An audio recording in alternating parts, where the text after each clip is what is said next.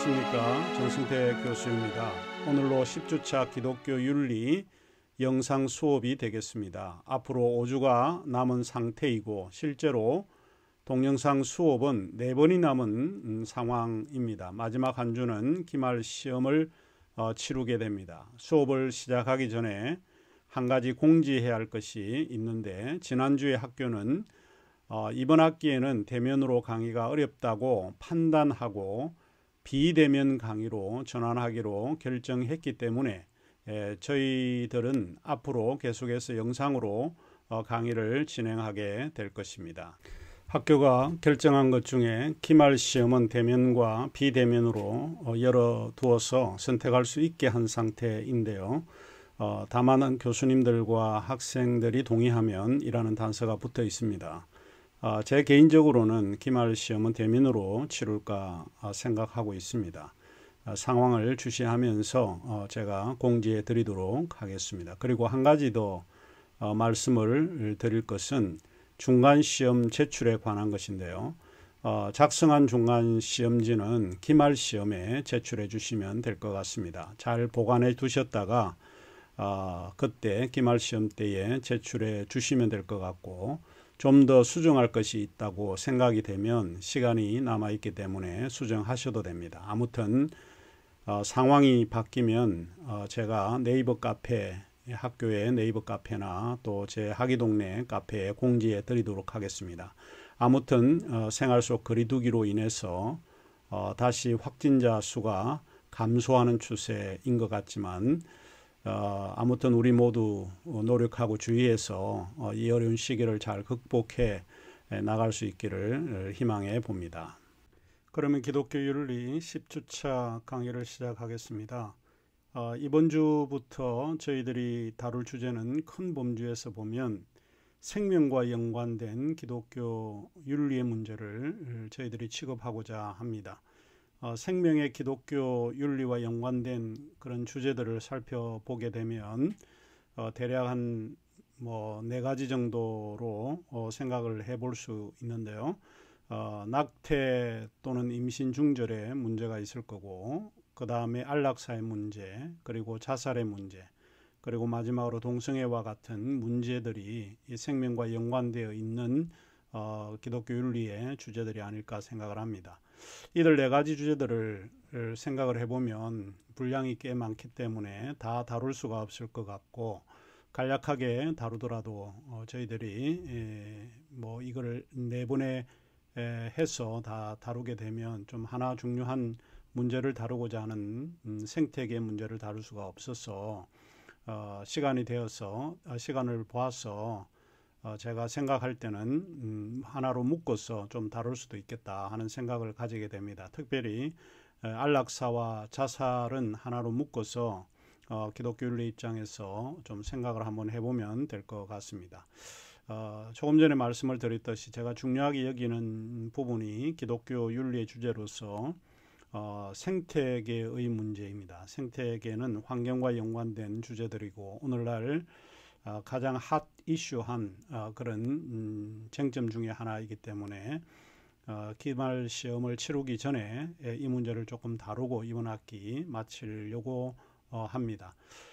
오늘 이 주제를 다루기 전에 저는 2가지 에피소드를 소개해 드리려고 합니다. 하나는 영화에 나오는 에피소드를 소개해 드리고, 또 하나의 이야기는 실제로 뉴스를 통해서 알려져 있는 이야기를 여러분에게 좀 소개를 하고자 합니다.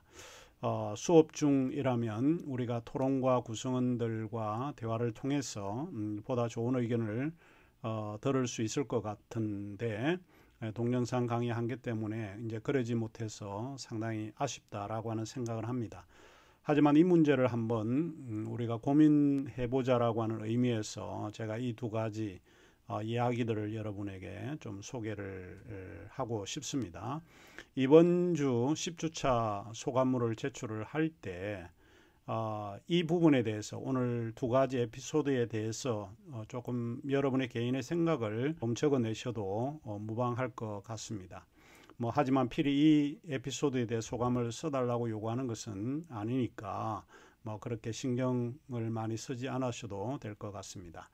자, 그러면 제가 소개하려고 한 영화는 데칼로그라고 하는 영화입니다. 이 영화를 제작한 감독은 이름이 조금 어려운 분인데요. 크지슈토프 키에슬로프스키입니다. 키에슬로프스키는 1941년에 폴란드의 바르샤바에서 태어났고 어린 시절을 아주 불운하게 보냈다고 합니다. 그는 그 한때는 가톨릭 신부를 꿈꾸기도 했습니다마는 자신의 그런 꿈은 실현되지는 않았습니다. 그는 폴란드 국립영화학교에서 다큐멘터리를 배우면서 작가로서 첫 발을 내딛게 됩니다.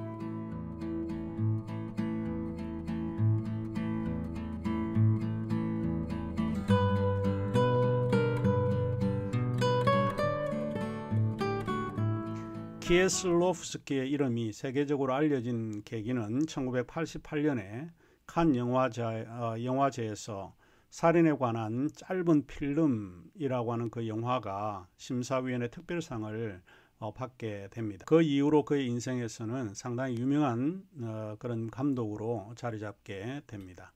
그는 인생에서 윤리적으로 문제가 될 만한 그 부분들을 상당히 깊게 사색을 하고 있고 그것을 스크린을 통해서 보여주는 감독으로도 유명한 분입니다.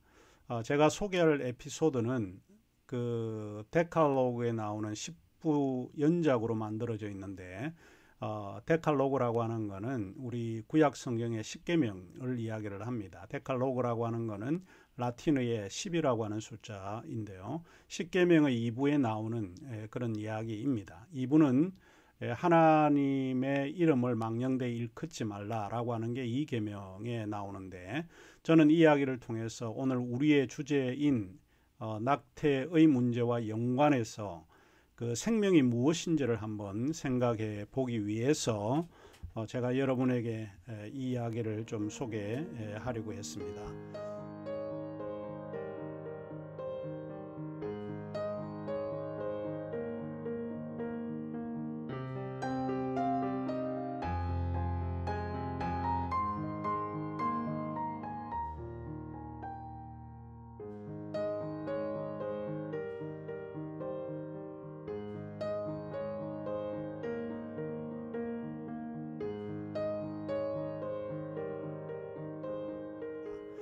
이 에피소드는 이렇게 전개가 됩니다. 이 이야기에서 병으로 쓰러지고 임종이 가까워진 남편을 둔 부인의 이야기입니다. 부인의 이름은 도로타이고 그녀의 그 매력적인 그런 외모뿐만 아니고 그녀가 가진 직업은 바이올리니스트입니다. 남편이 병원에 입원해 있고 암으로 죽음을 맞이하는 그러한 처지가 되었습니다. 부인 도로타는 임신한 상태이고 그래서 그녀는 아이를 지울 것인지 아니면 아이를 지우지 말아야 할 것인지를 고민하는 그런 에피소드입니다.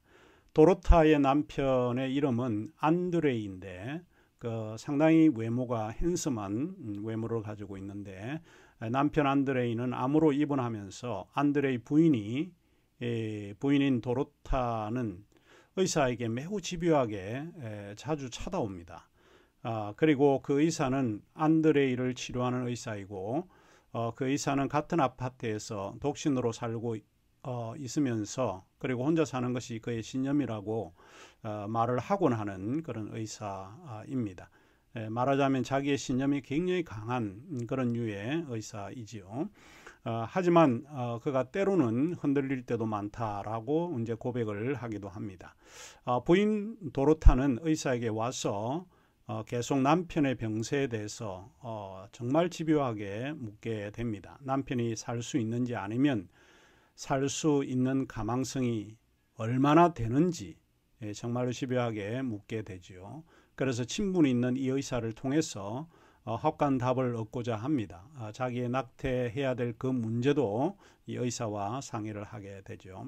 하지만 의사는 확실한 대답을 해주기를 이제 거부합니다. 그리고 의사는 정확한 진단을 한다는 것은 상당히 어렵다라고 하는 것을 도로타에게 이야기를 합니다. 생명은 의사가 결정하는 문제가 아니기 때문이라고 이야기를 합니다.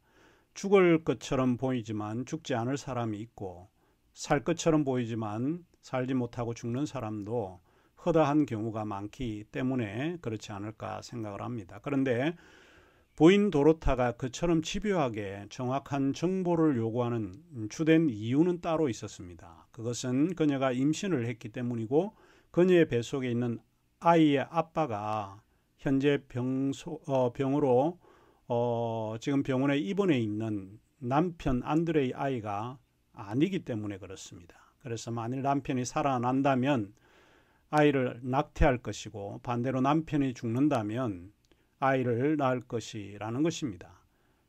이 두 딜레마를 이 에피소드는 전해주고 있습니다. 한 여인의 이런 현실적인 딜레마 앞에서 의사 역시 도덕적인 딜레마에 시달리고 있다는 사실입니다. 두 존재의 삶과 죽음, 환자의 생명과 뱃속에 있는 어린아이 생명을 놓고 의사는 고민을 합니다. 그의 말 한마디에 한 생명의 운명이 갈라질 수 있는 상황이기 때문에 그렇습니다. 의사는 이렇게 이야기를 합니다. 사람의 생명을 함부로 할 수 없다는 이유는 생명이 창조주 하나님께 달려있기 때문이라고 의사는 대답을 합니다. 하지만 피조물에 불과한 자신이 다른 사람의 생명이라는 창조주의 영역을 건드릴 그런 운명에 처하게 됨으로써 이 의사는 번민하고 고민을 하게 되는 것이죠. 남편과의 불륜이라는 것이 하나의 윤리적인 문제가 여기에 도사리고 있고 또 하나는 남편이 죽는다면 불륜의 문제가 해결이 될 뿐만 아니라 어린 생명을 키울 수 있다라고 하는 생각입니다. 하지만 남편이 죽지 않는다면 불륜에 의해서 생긴 아이이기 때문에 아이를 지어야 할 것이라고 도로타는 생각을 했을 것입니다. 그런데 이 십계명의 2부에서는 남편이 삶에 대한 욕망이 너무 집요하고 또 살고 싶은 마음이 너무 강렬하게 비춰지고 있다는 사실입니다. 죽고 싶지 않은 겁니다. 즉 삶에 대한 욕망을 호소하는 장면이 상당히 이 영화에서 압도적이라고 보입니다. 그것을 보여주는 하나의 사례로서 작가는 주스를 담은 컵 속에 빠진 벌레를 보여주는 그런 장면이 나오게 되는데 주스컵 속에 벌레가 빠져 있는데 그 벌레는 컵에 담긴 티스푼을 타고 빠져나오려고 애쓰는 벌레를 보여줍니다. 그것을 클로즈업 하는 장면이 나오는데 이것은 음료수 속이라도 죽음을 어떻게 해서든지 벗어나서 살고자 발부둥 치는 벌레의 모습을 보여줍니다. 그래서 벌레는 필사적으로 티스푼이라고 하는 생명의 줄을 타고 올라가는 모습이 하나의 장면으로 보여줍니다. 이 장면이 남편의 모습과 오버랩이 되면서 삶에 대한 욕망은 자연스럽고 보편적입니다. 제가 여기서 이제 주목하는 부분은 이것인데 이 살고자 하는 욕구는 모든 인간이 가지고 있는 욕구가 아닐까라고 하는 짐작을 한번 해보게 됩니다. 또 이 이야기에서 제가 생각을 하는 부분은 이 영화의 의도와는 달리 우리가 어떤 윤리적인 결정을 하게 될 때 우리가 마주하는 문제에서 정말로 무엇이 중요한가 하는 것입니다. 만일 생명이 제일 중요한 것으로 여긴다면 어떤 결정을 우리가 할 수 있을까를 한번 생각해 봅니다. 남편의 생명도 있고 태아의 생명도 있습니다. 우리는 어디에 목적을 두어야 될 것이냐 하는 겁니다. 이들 OR이라고 하는 이것 아니면 저것을 선택해야 되는 기로에 선 것이 더 중요한가, 그것을 넘어서 있는 어떤 선택보다 더 넘어서 있는 생명이 더 중요한가 하는 이야기입니다.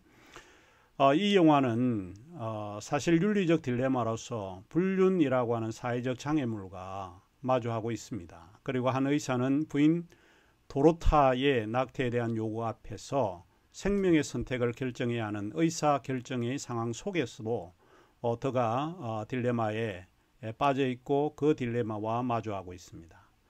여러분은 이 이야기에서 어떤 생각을 하신지 궁금합니다. 영화 전체를 보시면 더 잘 이해가 될 텐데 제 설명을 듣고 충분하게 설명이 됐는지는 모르겠지만 아마 이해가 잘 안 될 수도 있을 거라고 생각을 합니다. 그러면 두 번째 이야기는 2017년에 인천에서 일어난 사건입니다. 한 10대 여고생이 아이를 버린 사건, 유기했던 사건을 여러분이 기억을 하시게 될 텐데 이것은 뉴스를 통해서 다 알려진 이야기입니다. 그런데 이것을 다시 EBS 교양 프로그램인 까칠남녀에서 다시 각색을 해서 소개를 한 사연이기도 합니다. 오늘 제가 소개하고자 하는 이 사연은 임신을 한 여고생 이야기입니다. 우리가 이제 두 가지를 생각해 볼 수 있는데 하나의 이야기는 동일한 사람이지만은 유기해서 아이를 버린 여고생이라고 했을 수도 있고 아니면 임신을 한 여고생이라고 생각할 수도 됩니다. 이 두 개 중에 우리가 다른 관점에서 좀 생각을 해볼 수 있는데 제가 오늘 관심을 갖는 부분은 여고생이 임신을 했을 때 어떤 입장이었겠냐라고 하는 것을 좀 이해해 보려고 하는 부분입니다. 일단 10대 여고생이 원치 않은 임신을 하게 된 것은 분명합니다. 10대란 인생의 발달 단계에서 어떤 시기입니까? 물론 한국의 10대 시기는 그다지 좋은 시기는 아니겠지만 그런데 여자친구가 임신한 사실을 알고 난 다음에 남친은 전화를 아예 받지 않는다는 것입니다. 남친은 도망을 간 것인지 아니면 그렇지 않은 것인지 정확하게 알지 못하지만 사실은 여자친구가 남친에게 아무리 전화를 해도 전화를 계속해서 받지 않는다는 것입니다. 그래서 지금의 10대 여고생이 의존하고 대화할 수 있는 상대는 남친일 텐데 그래서 남친이 대답을 하지 않고 대답이 없고 무책임한 그런 상황 속에 있다라고 하는 것입니다. 그래서 이 문제는 고스란히 10대 여고생의 몫입니다. 이러한 상황은 10대 여고생에게는 어떤 마음일까 하는 것입니다. 세상의 무거움을 견디기 어려운 그런 시기가 아마 10대가 아닐까 합니다. 임신한 아이는 축복받지 못한 아이로 이야기가 되어질 것이고 아기와 10대 엄마에게 닥친 엄청난 비극은 상상할 수 없을 만큼 아마 비극적이지 않았을까 하는 것입니다. 이 소식이 뉴스를 통해서 알려지면서 어린 10대에 대한 비난이 쏟아졌습니다. 몇 가지 이야기를 하자면 비정한 모정, 여자아이가 어떻게 처신했길래 무책임한 엄마, 이와 같은 비난이 쏟아졌습니다. 아이를 유기한 여고생인 그녀가 어떤 선택을 할 수 있었을까? 이런 상황에서 아마 일반적으로 보통 우리가 생각을 할 때는 부모님에게 이야기를 해서 문제 해결을 찾아가려고 할 것입니다. 그러나 그러지 못한 10대인 경우에 어떻게 어떤 선택을 할 수 있을까 하는 것입니다. 10대 여고생은 여러 경로를 통해서 저절로 유산되는 법 알려주세요. 왜냐하면 10대들이 좀 의존하고 있는 것이 누구에게 조언을 구하는 것이 아니고 인터넷을 통해서 무언가 답을 구하고 찾아가려고 많이 노력하고 있습니다. 거기에 이제 익숙해 있는 것이 오늘날 10대들의 현실이지요. 그래서 저절로 유산되는 법 알려주세요. 보호자 동의 없이 낙태 수술해 주는 것은 없나요? 10대도 낙태 수술 받을 수 있나요? 이제 이런 질문을 통해서 뭔가 답을 스스로 찾아가려고 노력을 했었겠죠. 이런 상황에서 소녀는 과연 어떤 선택을 할 수 있을까? 10대 임산부가 선택할 수 있는 것은 도대체 무엇일까? 낙태가 죄라고 하는데 낙태가 죄라면 원치 않은 임신을 하게 된 여고생이 선택할 수 있는 것은 무엇일까? 우리는 삶을 들여다볼 때 그 안에 말할 수 없는 상황에 대해 별 관심을 갖지 않습니다. 우리의 논의는 항상 낙태가 죄다, 아니다, 혹은 낙태를 한 사람은 지옥에 갈 것이다. 낙태는 생명을 죽이는 일이기에 큰 죄다. 실제 우리는 어떤 문제를 이야기를 할 때 피상적인 그런 이야기에 굉장히 초점이 맞춰져 있다라고 하는 것입니다. 그게 사실이라고 보통 이야기를 해도 그 너머에 있는 이야기, 거기에 대해서는 별 관심을 우리가 갖지 못하고 있기 때문에 그렇죠. 낙태의 문제는 사실 생명의 문제이고 우리가 문제 해결을 위해 노력을 함께 해야 되는 그런 문제이기도 합니다. 이 낙태가 옳고 그름을 따져서 나쁘다 좋다라고 하는 그런 생각도 우리가 해볼 수 있지만 그 너머에 있는 이런 그 10대 여고생이 가지고 있는 그 마음의 상태, 이런 것까지도 우리가 좀 생각을 해 보아야 되지 않을까, 이제 그런 의미에서 제가 이 두 가지 에피소드를 여러분에게 소개를 했습니다. 여러분 생각은 어떤지 궁금하기도 합니다. 자, 그렇다면 이제 우리는 낙태 또는 임신 중절의 문제를 살펴보겠습니다.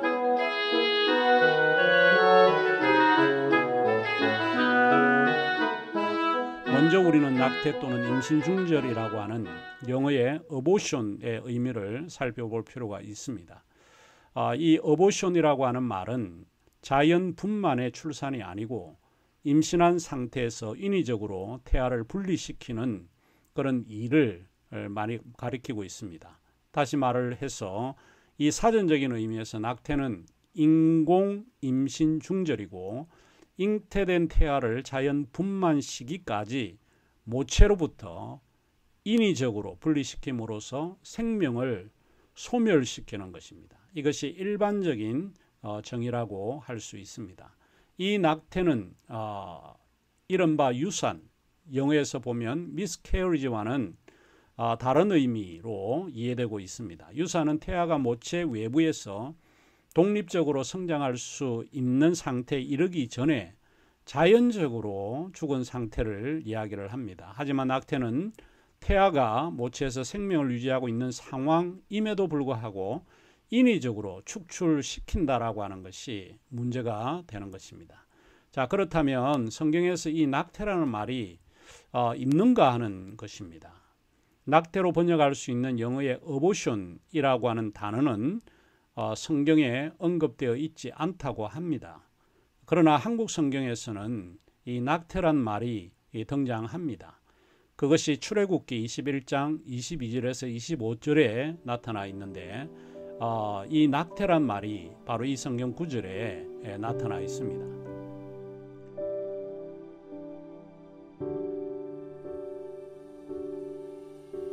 사람이 서로 싸우다가 임신한 여인을 쳐서 낙태하게 하였으니 다른 해가 없으면 그 남편의 청구대로 벌금을 내되 세판장의 판결을 따라 낼 것이니라.